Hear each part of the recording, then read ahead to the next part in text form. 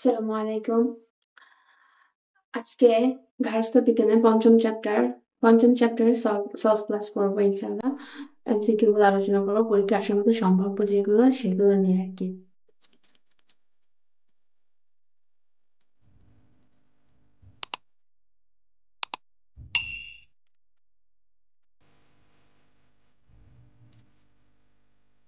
তো আমাদের আরেক চ্যাপ্টারটা আসি। আর পঞ্চম চ্যাপ্টার নাম হচ্ছে শিশুর ক্রমবিকাশ। প্রথম কোয়েশ্চেন, তামিমের বয়স 4 বছর।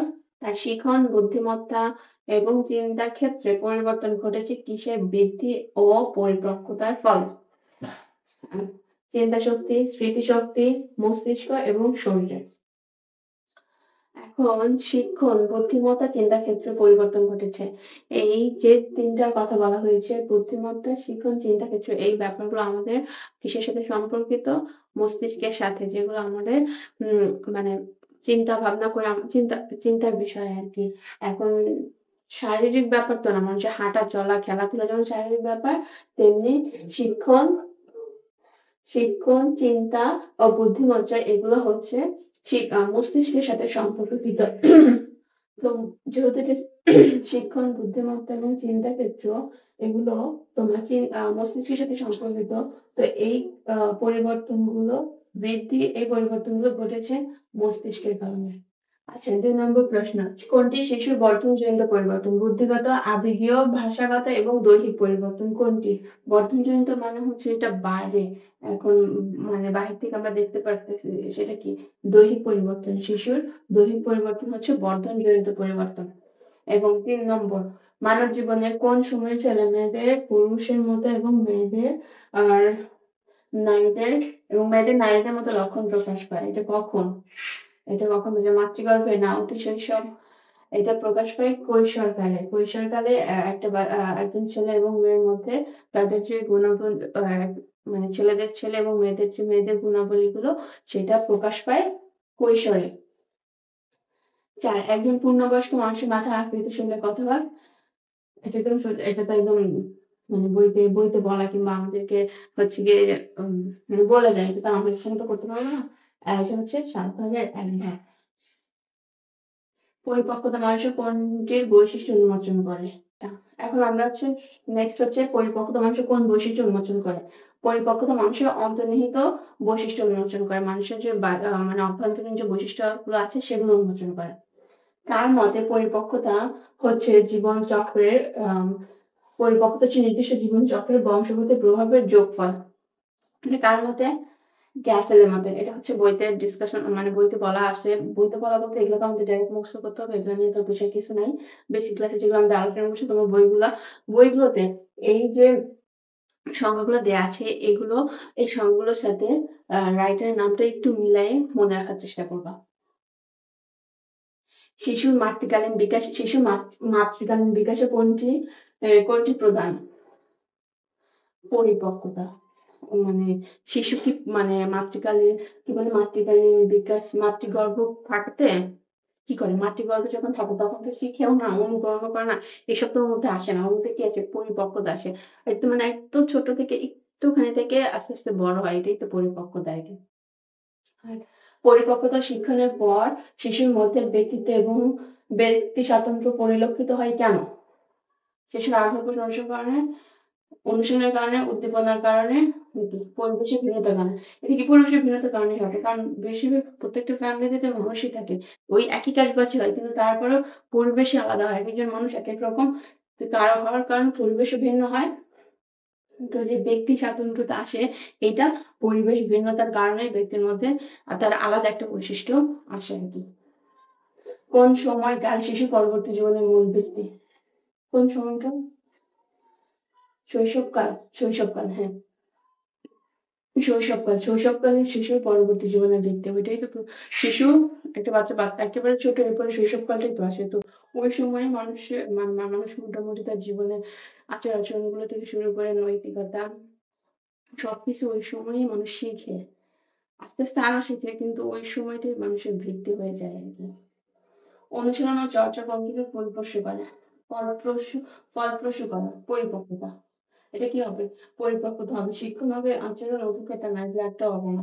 আমরা যখন বিষয়ে অনেক অনুসরণ করবো, অনেক বেশি প্র্যাকটিস করবো, আমাদের ভেতরে তত বেশি পরিপক্কতা আসবে। একটা কাজ যত বেশি আমরা প্র্যাকটিস করবো, আমাদের সেই কাজের দক্ষতা তত বাড়বে।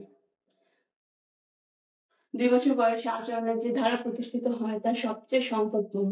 উক্তিটি কার? হোয়াইট। ২ বছর বয়সে ২ বছর বয়সে আচরণের ২ বছর বয়সে আচরণের যে ধারা প্রতিষ্ঠিত হয় তা সবচেয়ে সংকটপূর্ণ। উক্তিটি হচ্ছে হোয়াইটের। কতভাবে শিশু পরিপক্কতা অর্জন করতে পারে? কতভাবে? একজন শিশু কতভাবে পরিপক্কতা অর্জন করতে পারে? ২ ভাবে পরিপক্কতা অর্জন করতে পারে। এগুলো বইতে বেসিক ডিটেইল আলোচনা করা হয়েছে এবং আমরাও বেসিক ক্লাসে আলোচনা করেছি। তোমরা বেসিক ক্লাসটা আগে দেখবা, এরপর হচ্ছে গিয়ে সলভ ক্লাসটা আসবে আরকি। কার্যকারিতার দিক দিয়ে কার্যকারিতার দিক দিয়ে প্রতিবর্তী ক্রিয়া কত ধরনের? ক্রিয়া ২ ধরনের। নবজাতকের পায়ে স্পর্শ করলে পা সম্প্রসারিত করে। এই বৈশিষ্ট্য কতদিনের মধ্যে বিলুপ্ত এই বৈশিষ্ট্য কত মাসের মধ্যে বিলুপ্ত হয়? ৮ থেকে ১২ নাকি ৮ থেকে ১২ আর ৩ থেকে ৪? ৩ থেকে ৪। ৩ থেকে ৪ মাসের মধ্যে এই মানে বৈশিষ্ট্যটি চলে যায়। শিশুর স্বাভাবিক বৃদ্ধি বা বিকাশকে কত ভাগে ভাগ করা যায়? একজন শিশুর বৃদ্ধি বিকাশকে ৫ ভাগে ভাগ করা যায়। মাতৃগর্ভে শিশু কতদিন অবস্থান করে? ২৭০ থেকে ২৮০ দিন নাকি? মাতৃগর্ভে শিশু কতদিন অবস্থান করে? ২৭০ থেকে ২৮০ দিন। নিচের উদ্দীপকটি পড়ো এবং প্রশ্ন উত্তর দাও। রেহানা প্রথম সন্তান ভূমিষ্ঠ হওয়ার পরই বাতাস থেকে অক্সিজেন গ্রহণ করে এবং কার্বন ডাই অক্সাইড ত্যাগ করে। রেহানার সন্তানের উক্ত ক্রিয়ার মাধ্যমে কি বোঝা যায়? শ্বাস-প্রশ্বাস কোনটা বোঝা যায়? শ্বাস-প্রশ্বাস না, শ্বাস-প্রশ্বাস তো বোঝা যায় না। ফুসফুসের মধ্যে রক্ত চলাচলের গতি বোঝা যায়। এই যে বাচ্চারা অক্সিজেন নিচ্ছে, এই যে অক্সিজেনটা নিচ্ছে, টান দিয়ে নিচ্ছে, আবার ছেড়ে দিচ্ছে, এটা কি বোঝা যায়? এটা বোঝা যায় যে তার রক্ত চলাচলের গতি ঠিক আছে কিনা। জন্মের সময় নবজাতকের দৈর্ঘ্য কত সেন্টিমিটার হয়? ৫০ সেন্টিমিটার আর ৪০ সেন্টিমিটার। ৫০ সেন্টিমিটার। নবজাতকের সময় একটা নবজাতকের দৈর্ঘ্য ৫০ সেন্টিমিটার হয়। শিশু ভূমিষ্ঠ হওয়ার পর তার শ্বাস-প্রশ্বাসের হার মিনিটে কতবার? ভূমিষ্ঠ হওয়ার পর তার শ্বাস-প্রশ্বাসের হার কতবার? ৩০-৩৫ আর ৪০-৩৫। একজন স্বাভাবিক মানুষের কত? হুম? তোমরা একটু জানাবা যে একজন স্বাভাবিক মানুষের শ্বাস-প্রশ্বাসের হার মিনিটে কত? একটা বাচ্চার আর একজন স্বাভাবিক মানুষের তো মানে এক না। একটা বাচ্চার যেটা হয় সেটা হচ্ছে তোমার কত? ৪০ থেকে ৪৫। জন্মের সময় নবজাতকের ওজন কত থাকে? ২৫। এটা মেবি কত? এটা তো 3.5 আর এগুলো তো অনেক বেশি। মানে বাচ্চারা বেশি বড় হয়ে যায়। স্বাভাবিকভাবে কত থাকে? 2.5 or 3.5 এর ভেতরটা এটাই হচ্ছে তোমার হচ্ছে একটা স্বাভাবিক ওজন। ৪.৫ কেজি, ৩.৫ কেজি এগুলো অনেক বেশি। মাতৃগর্ভের শিশুর তাপমাত্রা কত থাকে? ১০০। একদম ১০০ তাপমাত্রায় থাকে মাতৃগর্ভের বাচ্চা। ১০০ ফারেনহাইটে থাকে। একজন ডাক্তার সদ্যজাত শিশুর ফুসফুস ক্ষমতা ও সুস্থতার ব্যাপারে নিশ্চিত হয় কিভাবে? কান্নার আওয়াজ শুনে। প্রথম যখন একটা বাচ্চা জন্ম নেয় তখন হওয়ার সাথে সাথে দেখবা কান্না করে। অনেক সময় কান্না করে না, তাকে পিঠে আঁচড় একটা চাপড় দেয়। চাপড় দিয়ে তারপর সে কান্না করে। তো কান্নাটা শুনে ডাক্তার বুঝে যে এখন বাচ্চাটা আসলে কেমন আছে।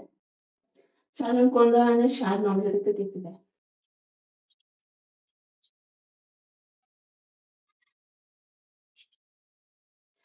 মাতৃগর্ভে রক্তের চলাচল কোনটির মাধ্যমে হয়?